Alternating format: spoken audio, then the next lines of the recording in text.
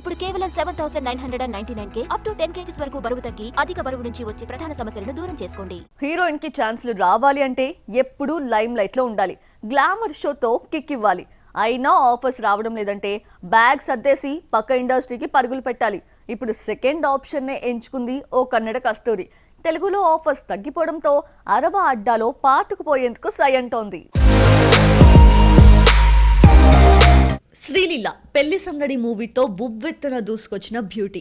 తర్వాత వచ్చిన ధమాకా block buster అవడంతో రామ్, బాలయ్య, మహేష్ సినిమాల్లో అవకాశాలు అందుకుంది.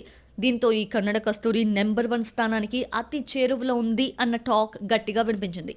కట్ చేస్తే గుంటూరు కాలం తర్వాత శ్రీలీల పూర్తిగా ఖాళీ అయిపోయింది.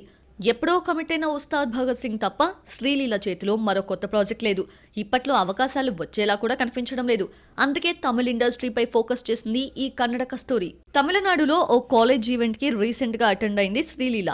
అక్కడ ఈ బ్యూటీకి ఊహించని రెస్పాన్స్ వచ్చింది. దాంతో కోలీవుడ్ సినిమాలో నటించాలి అని ఉందని మనసులో మాటని బయటపెట్టింది. తెలుగులో అవకాశాలు రాకపోవడంతో తమిళ వైపు చూస్తుందా అన్న సందేహాలు మొదలయ్యాయి.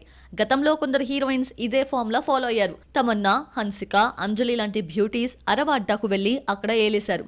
అంతెందుకు బ్యాడ్ టైంతో ఫైట్ చేస్తున్న కృతి శెట్టికి తమిళంలో ఆఫర్స్ బాగానే వస్తున్నాయి. ఇప్పుడు శ్రీలీల కూడా ఇదే స్ట్రాటజీ అప్లై చేస్తోంది. మరి ఈ హాట్ బ్యూటీని తమిళ ఇండస్ట్రీకి పరిచయం చేసే ఆ హీరో ఎవరో చూడాలి.